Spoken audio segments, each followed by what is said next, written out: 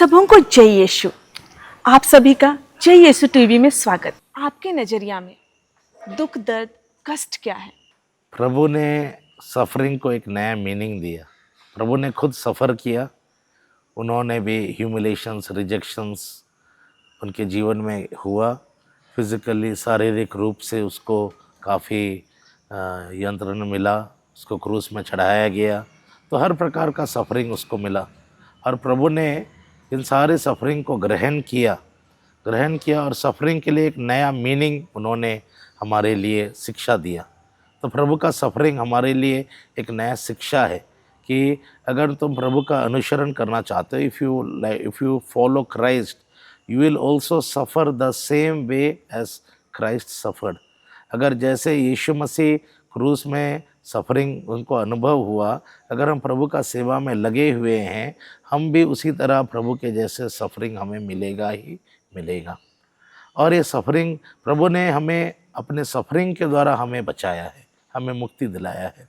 उनके शारीरिक सफरिंग के द्वारा हमें हर प्रकार की बीमारियों से चंगा किया। हमको शारीरिक सफरिंग के द्वारा हमें हर प्रकार की बुरे आदतों से स्वतंत्रता किया। रोमन्स 6 वर्सेस 12 में लिखा है, those who suffer in the flash will be set free from the desires of flash. जो शरीर में दुख और दर्द सहता है, उस व्यक्ति को शरीर के वासनाओं से, शरीर के बुरे आदतों से उस व्यक्ति को प्रभु स्वतंत्र करता है, शरीर के बुरे आदतों से। तो जब हम लोग सफरिंग में जाते हैं प्रभु यीशु मसीह के जैसे, तो एक चीज़ हम देखने के लिए मिलता है आइज़ाया 40 पद संख्या 40 में, मैंने तुम्हें दुख और दर्द दिया तुम्हें शुद्ध करने के लिए। I have given you suffering to purify you. तो अपने जीवन काल में जब मैंने ह्यूमिलेशंस और रिजेक्शंस अनुभव किया, मैंने एक चीज़ अनुभव किया, मेरे अंदर में जो कमज़ोरी था, मैं बहुत शॉर्ट टेम्पर्डनेस था, मेरे अंदर में बहुत ख़राब सोच विचार आता था, नहीं चाहते हुए भी गंदे गंदे सोच विचार सब आता था।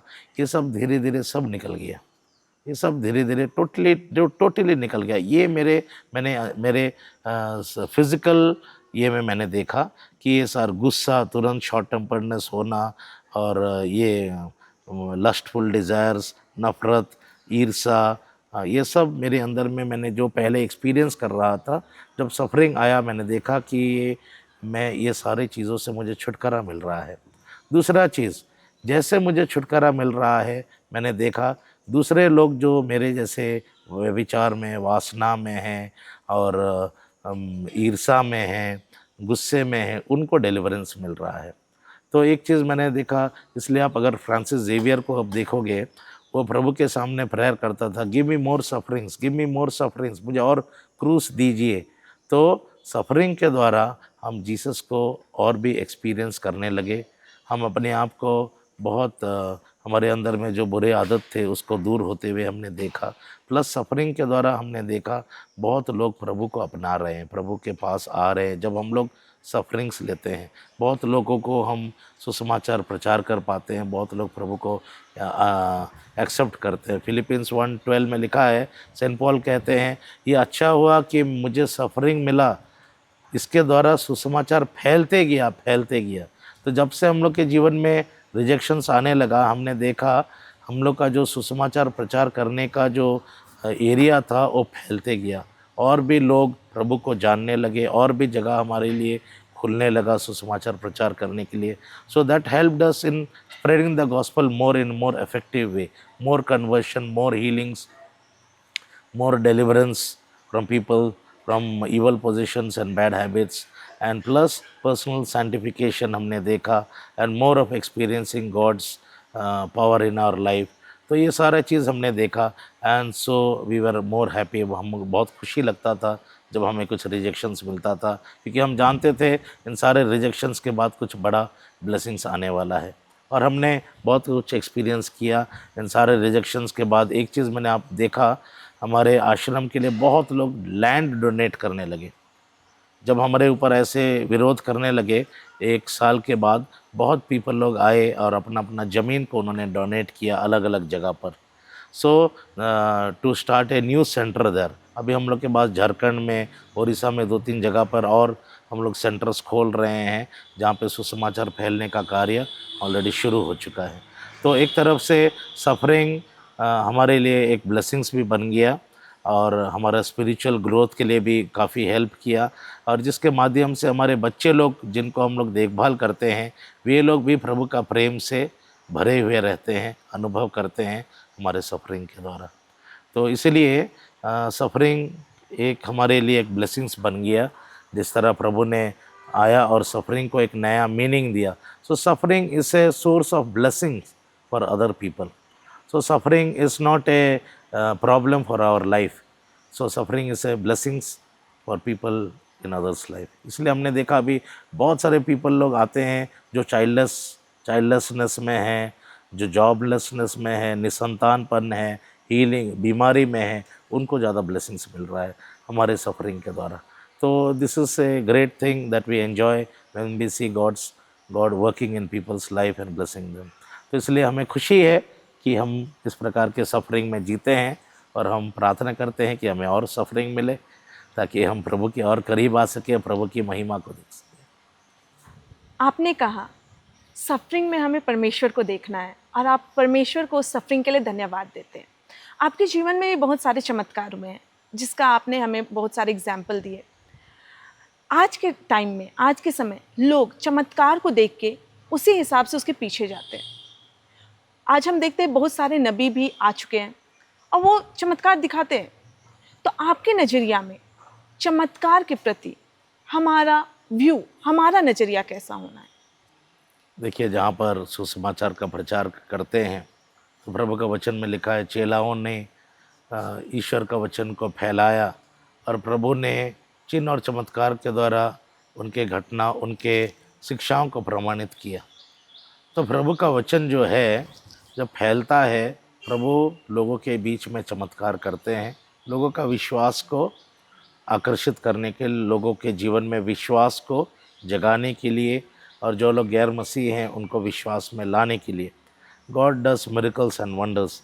और कभी कभी मिरेकल्स एंड वंडर्स ज़रूरी होता है पर लोगों को विश्वास में लाने के लिए, जो प्रभु का एक मिनिस्ट्री का एक भाग है। लोग प्रभु के पीछे इसलिए आकर्षित होते थे क्योंकि लोग देखते थे काफ़ी पोजेस्ड लोग दुष्ट आत्मा से छुटकारा पाते थे, लोग चंगा होते थे, तो लोग काफ़ी मिरेकल्स के पीछे उसके पीछे आते थे।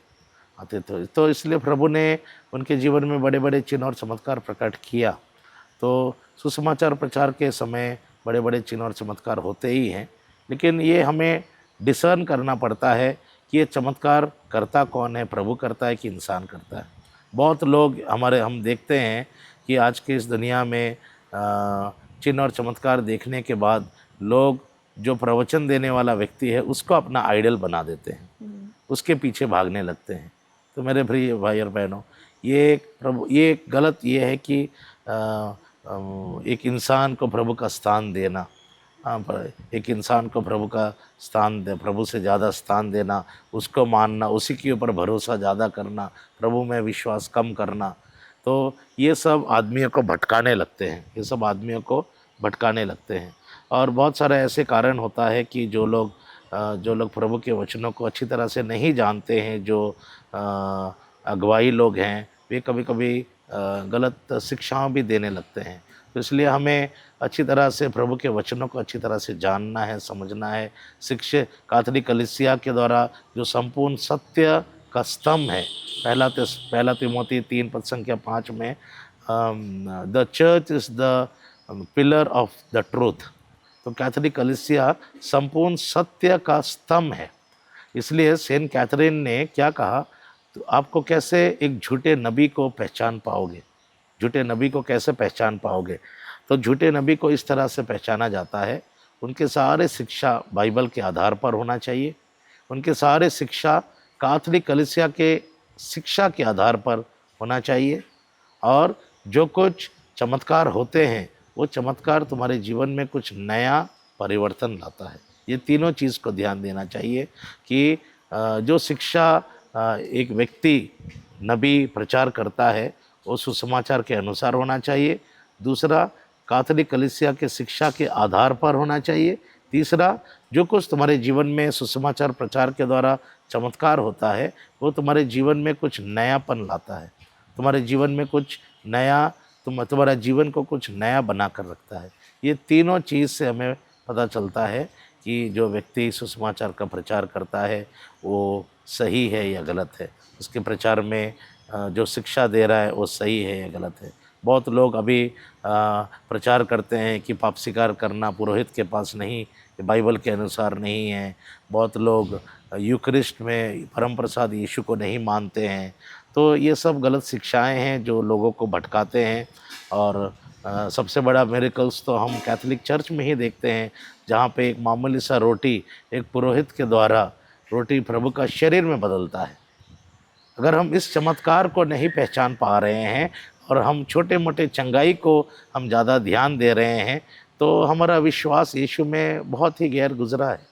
तो सबसे बड़ा चमत्कार तो हर एक दिन कैथोलिक कलीसिया में हमें देखने के लिए मिलता है, जब एक पुरोहित के द्वारा एक ऑर्डिनरी रोटी और दाखरस प्रभु का रियल शरीर और रक्त में बदलता है। जीवित यीशु हमारे कलीसिया में आते हैं, वो सबसे बड़ा मिरेकल है। और इसीलिए लोग ये सब चीज़ से काफ़ी वंचित हैं। कैथोलिक कलीसिया का शिक्षा अभी उसी तरह फैला नहीं हुआ है, इसलिए लोग आज छोटे मोटे हीलिंग्स और डिलीवरेंस की ओर ज़्यादा आकर्षित होते हैं, क्योंकि जहाँ पे प्रभु का शिक्षा है, परम प्रसाद की आराधना है, वहाँ पे भी चमत्कार होगा। तो अगर आज हमारे पुरोहित लोग ज़्यादा सुसमाचार प्रचार में इन्वॉल्व रहेंगे, हमारे कलीसिया में भी चमत्कार होगा। जहाँ पे पुरोहित लोग होली मास और अडोरेशंस में इन्वॉल्व रहेंगे, वहाँ पे भी चमत्कार होगा। मेरी बहन, मैंने पर्सनली देखा है during the holy Eucharist and adoration, paralyse लोग उठ के चल रहे हैं ड्यूरिंग द होली मास। मैंने देखा एक जन्म से अंधा लड़का उठ के चंगा हुआ है। जन्म से 17 ईयर्स ओल्ड बॉय जो जन्म से अंधा था वो चंगा हुआ है। पैरालाइज्ड लोग, ईवल पोजेस्ड पीपल, छुटकारा मिला है ब्लेसेड सैक्रेमेंट में। जब हमारे कैथोलिक कलीसिया में लोग चमत्कार देखेंगे यूक्रिस्ट के द्वारा, परम प्रसाद के द्वारा, वचन के द्वारा, वो गलत शिक्षाओं के पीछे नहीं जाएंगे और लोग उनको नहीं भटका पाएंगे। क्योंकि आज अनेक लोग हैं जो कैथोलिक कलीसिया के विरोध में प्रचार करते हैं, परम प्रसाद में यीशु मसीह नहीं है, पाप स्वीकार संस्कार बाइबल के अनुसार नहीं है। मैंने पाप स्वीकार संस्कार, एक व्यक्ति को मैंने देखा, पाप स्वीकार के बाद वो तुरंत चंगा हुआ और उठ के चलने गया। He was completely paralyse, he was working in military army, वो कम्प्लीटली पैरालाइज था। कन्फेशन के बाद इमीडिएटली वो हीलिंग हो गया। So this is the work of Jesus Christ. तो जब हमारे कैथोलिक कलीसिया में हम देखेंगे बड़े बड़े मिरेकल्स, थिंग्स एंड वचन के आधार पर, तो लोग कैथोलिक कलीसिया के टीचिंग्स पर विश्वास करने लगेंगे। और जो झूठे अलग अलग शिक्षाओं में भटके हुए लोग हैं, जिनको गलत शिक्षाएं दिया जाता है, लोग उनमें जाना बंद करेंगे। आपने बताया आपके आश्रम में बहुत सारे लोग रहते हैं, तो आप क्या बता सकते हैं कि आपके आश्रम में कैसे कैसे लोग रहते हैं? हमारे आश्रम में कभी कभी स्ट्रीट बेगर्स लोग आके रहते हैं। उन्होंने कहा जिनके पास घर नहीं है तुम उनका सहारा दो। तो ऐसे लोग भी आते हैं हमारे आश्रम में, स्ट्रीट से उनको लाया जाता है, हमारे आश्रम में छोड़ दिया जाता है। तो वे लोग भी रहते हैं। प्लस कुछ विधवाएं लोग हैं जो उनका हस्बैंड मर गया है, उनके बच्चे नहीं हैं और उनके रिश्तेदार लोग कोई उनका देखभाल नहीं करता है फैमिली मेम्बर्स से, तो वे लोग भी हमारे आश्रम में आ जाते हैं। और प्लस अनाथ बच्चे लोग हैं जिनको गांव वाले लोग ने हमारे आश्रम में लेकर आए, जिनके जीवन काल में हो सके मम्मी पापा गुज़र गए किसी भी कारण, या मम्मी पापा अलग हो गए, ऐसे बच्चों के लिए कोई सहारा नहीं है, उनके रिलेटिव्स लोग देखभाल नहीं करते हैं, तो ऐसे बच्चे लोग भी आते हैं। प्लस कुछ पैरालाइज्ड लोग हैं जिनको फैमिली लोग रिजेक्टेड करते हैं, फैमिली उनसे कुछ काम वे लोग किसी के उपयोग नहीं बन पाते हैं, तो फैमिली रिजेक्शंस के कारण वे काफ़ी हताश निराश हो जाते हैं। तो वे लोग आ जाते हैं आश्रम और हमारे साथ रह जाते हैं। तो ऐसे करके हमारे आश्रम में इनमेट्स लोग आते हैं, street people and totally widows, ऐसे लोग हमारे आश्रम में इनमेट्स हैं। तो उनको देखभाल करने के लिए हमारे कुछ टीम मेंबर्स लोग हैं जो उनका देखभाल करते हैं। जब आप इन लोगों का देखभाल करते हैं, जैसे आपने बोला स्ट्रीट के बेगर्स आ जाते हैं, विधवाएं, तो आपको किन किन चुनौतियों का सामना करना पड़ता है? देखिए, जब ये लोग आते हैं सब अलग अलग कल्चर बैकग्राउंड से हैं, अलग अलग बैड हैबिट्स से हैं। कोई सिगरेट पीने का बुरा आदत, कोई व्यभिचार करने का बुरा आदत लोग, तो हम लोग को थोड़ा सतर्क होकर रहना पड़ता है, सतर्क होकर रहना पड़ता है। But again this is also the work of God, ये परमेश्वर का काम है। हम सब कुछ परमेश्वर के हाथों में समर्पण कर देते हैं। और वे लोग जब हमारे आश्रम में आते हैं तो प्रभु उनको बुरे आदतों से छुटकारा दे देता है। तो उनको भी वचन सुनने का मौका मिलता है हमारे आश्रम में। तो word of God is for everyone, not only for people जो लोग वचन सुनने के लिए आते हैं, इनके लिए भी है। जो हमारे आश्रम में रहते हैं तो उनको भी वचन सुनने का मौका मिलता है, स्ट्रीट पीपल। तो वे लोग वचन सुनते हैं और बुरे आदतों से छुटकारा मिलता है। और इसीलिए हम प्रभु अपने वचनों के द्वारा इनका जीवन को परिवर्तन करता है। कुछ गंदे गंदे शब्द यूज़ करते हैं, बुरे आदत, गंदे गंदे भाषा इस्तेमाल करते हैं। तो प्रार्थना के द्वारा प्रभु, जब हम उनके लिए प्रार्थना करते हैं, प्रभु धीरे धीरे उनके अंदर से बुरे आदतों को भी दूर कर देते हैं। तो प्रभु इनका भी ख्याल करता है और जो प्रोग्राम्स में आते हैं उनका भी देखभाल करता है। तो ऐसे प्रभु सबों को बचाने का कार्य में लगे हुए रहते हैं। आप अभी बताए आप लोगों की सेवा करते हैं, लोगों की मदद करते हैं। इन सब कार्यों को करने के बाद आपका दिनचर्या कैसा है? आपका रोज का रूटीन, डेली रूटीन और आपका आध्यात्मिक जीवन, कैसे आप सबका संतुलन बना के रखते हैं? देखिए, जॉन 15 पद संख्या 14, तुम मेरे बगैर कुछ नहीं कर पाओगे, तुम मेरे बगैर कुछ नहीं कर पाओगे। बिना प्रभु का साथ जुड़े हुए हम कुछ नहीं कर पाएंगे, क्योंकि हम अपने आप में बहुत कमज़ोर अनुभव करते हैं। अगर हम अपने ताकत पर ये सब करने लगते हैं, अपने बुद्धि पर ये करने लगते हैं। इसीलिए हमें दिन भर प्रभु का सेवा में लगा हुआ रहता है, टाइम नहीं मिलता है। लेकिन हमारा एक ही टाइम है, रात के समय। इसलिए हमें रात के समय बहुत समय मिलता है। रात को 1 बजे 2 बजे हम उठ जाते हैं, प्रभु हमें उठाता है, वही हमें बल देता है प्रार्थना करने के लिए। 2-3 घंटे का नींद के बाद वो हमें जगा देता है और वही हमारा प्रार्थना का समय है, जो प्रभु हमें अपने पास बैठाकर प्रार्थना करवाता है। अगर आप बाइबल में देखेंगे, प्रज्ञा 16 पद संख्या 28, प्रज्ञा 16 पद संख्या 27 और प्रवक्ता ग्रंथ 39 पद संख्या 6 और 7, उसमें सारा चीज़ों में लिखा है, वो भोर सवेरे उठ के प्रार्थना करो, सूरज उठने से पहले तुम उठो और प्रार्थना करो। तो वही एक समय है जब हम प्रभु यीशु मसीह के जीवन में भी देखते हैं, प्रभु दिन भर व्यस्त रहते हैं सुसमाचार प्रचार करने में, लोगों को चंगा करने में, उनको और समय नहीं मिलता है बाकी समय। और वे अगर देखेंगे प्रभु का स्पिरिचुअलिटी, वे रात रात को उठ के प्रार्थना करते थे जब सब सो जाते थे। तो वही चीज़ आज प्रभु हमारे जीवन में भी कार्य करते हैं। हमें रात को उठाते हैं 12 बजे 1 बजे, और वही समय हमें मिलता है सवेरे 5 बजे का। कम से कम 4-5 घंटा हमें टोटली फ्री हम हो जाते हैं हर एक रिस्पॉन्सिबिलिटी से, क्योंकि सब लोग सोए हुए रहते हैं। और इसी वही टाइम हमें मिलता है टोटली प्रभु के साथ इंटीमेसी में। और वो समय हमें बहुत अच्छा लगता है, बहुत आनंद और बहुत मज़े से हम भर जाते हैं प्रभु से बातचीत करना। That is the best time when we speak to Jesus and have a real intimacy with Jesus. प्रभु उसी समय हमसे बातचीत करता है, हमें ताकत देता है, हमें क्या डिसीजन लेना है, किस मार्ग पर चलना है, क्या करना है, सब कुछ वो प्रकट करता है उसी समय। और ऐसे करके प्रभु का मदद से जैसे वो गाइड करते हैं, वैसे हम लोग दूसरा दिन का एक्टिविटीज़ हम करना शुरू करते हैं। तो टोटली लॉर्ड जीसस क्राइस्ट ही हमें बोलते हैं कैसे करने के लिए, और वही हमारा स्ट्रेंथ। दानियल 10:19 में लिखा है, उसके बोलने से हम शक्ति से भर जाते हैं, उसके बोलने से हम शक्ति से भर जाते हैं। हमारे अंदर में डर रहता है, कमज़ोरी रहता है, इन सारे चीज़ों से हम स्वतंत्र प्राप्त करते हैं। अगर हमारा वो प्रेयर लाइफ नहीं है, हम आश्रम नहीं चला पाएंगे, हम आगे नहीं बढ़ पाएंगे। इसलिए आज 20 साल हो गया ये प्रेयर लाइफ को हमने कंटिन्यू किया, प्लस रेगुलर कन्फेशन और संडे मास जाना। ये तीनों चीज़ हमें हेल्प किया है प्रभु के साथ जुड़ने के लिए और प्रभु का सेवा कार्य को आगे बढ़ाने के लिए। बिना यीशु का हम कुछ नहीं कर पाते हैं। आज के समय में बहुत सारे रिट्रीट सेंटर्स हैं, बहुत सारे इंस्टीट्यूट हैं जो पैसा कमाने के लिए अपनी संस्था को खोलते हैं। आपकी भी संस्था में पैसे की आवश्यकता होती होगी। आप इन सब चीज़ों को, पैसे की आवश्यकताओं को किस तरह से मैनेज कर पाते हैं? फिलिपिन 4:19 में कहता है, प्रभु के वचन में लिखा है, परमेश्वर हमारे सारे आवश्यकताओं को पूरा करता है।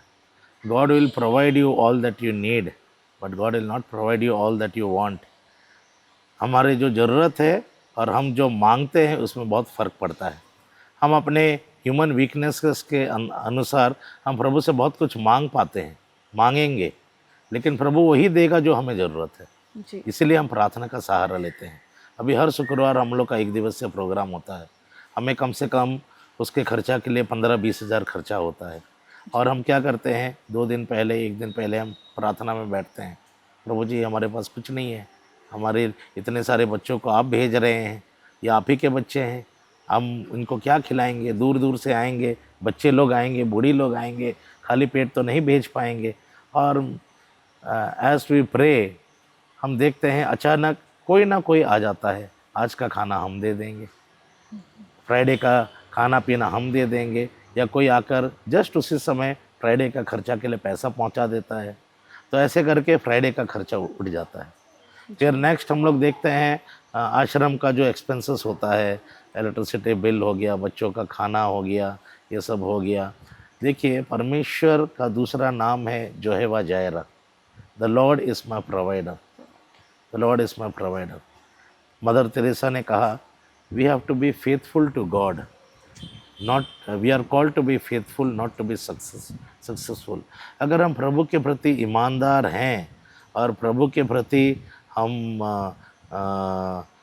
प्रभु का प्रेम से भरे हुए हैं, तो प्रभु हमारे लिए सारे आवश्यकताओं को प्रबंध करेगा। वो उतना ही देगा जितना हमें ज़रूरत है, उतना एक्स्ट्रा नहीं देगा जिसके द्वारा हम भटक जाएं और लोभ लालच में फंस जाएं, जिसके द्वारा हम गलत तरीक़ा से उपयोग करेंगे, पैसों का दुरुपयोग करेंगे, ये करेंगे। इसलिए प्रभु के ऊपर निरंतर निर्भर करने के द्वारा प्रभु हमें सब कुछ प्रबंध करता है और हमारे अंदर जो लोभ लालच भी रहता है उसको भी दूर करने लगता है। और एक चीज़ मैंने देखा अपने सेंटर में, प्रभु हमें बैंक बैलेंस बनाने नहीं देता है। आज भी हमारे ज़ीरो बैलेंस रहे, लेकिन हमें बैंक बैलेंस लगा, जैसे पैसा आता है वैसे प्रभु उसको खर्चा करवा देता है। बच्चों के लिए, ये के लिए, रिट्रीट्स के लिए खर्चा करवा देता है। तो प्रभु हमारे आत्मिक जीवन में वो पैसे के प्रति आकर्षण और पैसा के प्रति लोभ लालच, पैसा के प्रति अटैचमेंट्स प्रभु आने ही नहीं देता है। जब हम प्रार्थना में लगे रहते हैं तो प्रभु उतना ही प्रबंध करता है जितना हमें ज़रूरत पड़ता है। और इसी तरह प्रभु हमें इस लोभ लालच से हमें, इसीलिए प्रभु ने हमें एक मिनिस्ट्री दिया। वो मिनिस्ट्री है बच्चों का देखभाल करना, गरीबों को मदद करना। तो जब हमारे पास पैसा आएंगे तो हम इन्हीं के पीछे खर्चा करने के लिए मजबूर प्रभु करता है, ताकि हमारे अंदर में कोई पैसे के प्रति आकर्षण या पैसे के प्रति लगाव ना हो और इन सारे बच्चों को हम खर्चा करें, उनके स्कूल फीस, उनका एडमिशन्स, उनका खाना पीना का खर्चा, सब इन्हीं के प्रति खर्चा चले जाता है। अगर इन बच्चों का खर्चा हो जाता है प्लस और भी गरीब हमें मिलते हैं, उनके पास प्रभु भेजता है, जाओ उनके पीछे खर्चा करो। ऐसे करके हमारे पास कुछ भी प्रभु बचने नहीं देता है, जिसके द्वारा हमारे अंदर में लोभ लालच को फनकने नहीं देता प्रभु हमारे जीवन में। ये चीज़ मैंने देखा है प्रभु का सेवा कार्य में। इसलिए अगर आज भी देखोगे हमारा बैंक बैलेंस ज़ीरो रहता है। हर एक चीज़ के लिए हम प्रभु के ऊपर निर्भर होते हैं, ताकि प्रभु, इसलिए हम लोग अपने रिट्रीट सेंटर में हम लोग रजिस्ट्रेशन फ़ीस भी नहीं लेते हैं। प्रभु कहते हैं, प्रभु ने एक बार कहा, मैं प्रबंध करूँगा, मैं इस आश्रम को चला रहा हूँ। अगर हम आत्मिक जीवन में ध्यान देंगे तब हम इन सारी चीज़ों को हम विश्वास कर पाएंगे। लेकिन अगर हम संसारी जीवन से और अपने बुद्धि से ये सब कैलकुलेट करने लगेंगे, हम इसको समझ नहीं पाएंगे। लेकिन हम इसको आत्मिक रूप से देख पाएंगे तो हम देख पाएंगे कि प्रभु ही इस आश्रम को चला रहा है। तो ये चीज़ प्रभु हमारे आश्रम में करते हैं। हर चीज़ का प्रबंधक वही है। इवन इलेक्ट्रिसिटी बिल प्रबंध कर देते हैं। अगर कभी कभी गर्मी के टाइम में इलेक्ट्रिसिटी बिल बढ़ जाता है, अचानक हम देखते हैं हमारे ऑफिटरी में अगर 15,000 है तो 15,000 एक्स्ट्रा आ जाता है। हर चीज़ के ऊपर उसकी आंखें हैं। हर चीज़, जब वो आश्रम के बच्चों को एक एक को नाम लेकर जानता है, आप हैरान हो जाओगे, आश्रम के एक एक बच्चों को जानता है। आश्रम के कितने बच्चों का क्या नाम है, वो नाम लेकर हमें बताते हैं। कौन बच्ची क्या कर रही है उसको भी प्रभु दर्शन में देते हैं। इतना वो आश्रम को ध्यान देते हैं। तो जब वो पिता हमारे आश्रम के एक एक बच्चों को नाम जानते हैं, आश्रम में कौन रहते उनका नाम लेकर जब हम लोग प्रार्थना में बोलते हैं, प्रभु बोलते हैं मेरी के लिए कुछ कपड़े खरीद के दे देना, उसके पास चप्पल नहीं है। एक बेटा निकोलस है, वो बीमार है, उसके लिए तुम ध्यान दे देना। एक लड़की है, वो थोड़ा गलत रास्तों में जा रही है, उस पर तुम काउंसलिंग करो। एक एक व्यक्ति का प्रभु नाम लेकर बोलते हैं। तो हमें किस बात की चिंता है? जब प्रभु को हम इतने करीब से अनुभव करते हैं, जब प्रभु एक एक व्यक्ति का ख्याल रखता है, वो प्रभु हमें लोभ लालच में गिरने नहीं देते हैं। ये प्रभु का सबसे बड़ा कार्य जो हमारे आश्रम में हमें देखने के लिए मिल रहा है। हम अपने ताकत से नहीं, उसके अगुवाई से हम काम कर रहे हैं ऐसे। तो रही बात जो पैसा कमाने का, बहुत सारे संस्था आज पैसा कमा रहे हैं। ये वे लोग करते हैं जो प्रभु से उनका विश्वास अलग हो जाता है, उनका मकसद अलग हो जाता है। पैसा कमाने का तरीका बहुत सारे हैं। आप मिशन काम को भी, आप प्रभु को भी इस्तेमाल कर सकते हो पैसा कमाने के लिए। आप प्रभु का सुसमाचार का प्रचार का काम को भी इस्तेमाल कर सकते हो पैसा कमाने के लिए, लेकिन वे ज़्यादा लास्टिंग नहीं होते हैं। ये 2 नंबरी का पैसा, ये लोभ लालच ऐसे लोगों के जीवन में ज़्यादा दिन काम नहीं करते हैं। प्रभु उनके कार्यों को बंद कर देते हैं। कुछ दिन के बाद आप देखोगे जो लोग ऐसे काम में लगे हुए हैं, वे उनके कार्य कुछ दिन के बाद बंद हो जाता है। ये प्रभु ही बंद करवा देते हैं। तो इस तरह प्रभु कार्य करते हैं हमारे आश्रम में, और प्रभु हमारे परिवार, आश्रम के परिवार को संभाल रहे हैं।